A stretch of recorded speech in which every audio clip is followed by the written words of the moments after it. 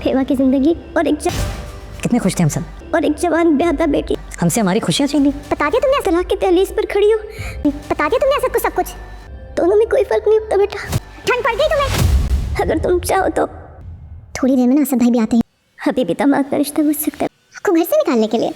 अस्सलाम वालेकुम नाज़रीन, चालबाज ड्रामे की नेक्स्ट एपिसोड में देखेंगी कि नाया और आयज़ा के बाप की होगी है डेथ। तो अब नाया की माँ इसलिए परेशान है कि वो भी बेवा होगी, ऊपर से नाया भी घर आके बैठ गई है। तो नाया को ले लेकर परेशान है। फिर वो रूहान को कहती है कि एक बेवा औरत और एक ब्याहती बेटी जो तलाक के बिल्कुल किनारे पे खड़ी हुई, कभी तलाक हुई तो कल हुई, दोनों एक जैसी होती हैं। तो फिर अनाया की माँ रूहान को कहती है तुम अगर अनाया को तलाक ना दो तो मेरी ये वाली परेशानी दूर हो सकती है।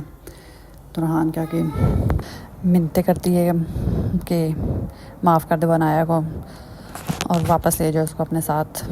तो रूहान उस समय कुछ नहीं बोलता और चला जाता वापस। उधर आयज़ा को से याद तो पैर पड़े में, क्योंकि शायान आया होता है तो उसको लगता है कि शायान ने बता दिया होगा। फिर अनाया उधर आशिर ईशा को कहता है कि सारे कितने खुश थे, हमारे हंसते बसते घरों का पता नहीं किसकी नज़र लग गई। ताया अबू भी चले गए, अबू भी चले गए, ऐसे लगता है कि बड़ा साहिबान ही ना बच जाओ सर पे। उधर आयज़ा को लगता है कि ईशा ने ना असद को सारी सच्चाई बता दी है कि वो शायान से मिलने गई थी और सारा कुछ मतलब इस सब के पीछे आयज़ा है। तो ईशा अपना आराम से किचन में काम कर रही थी, ऊपर से आयज़ा आती कहती है क्या मिला तुम्हें सब कुछ है सद को बता के हैं।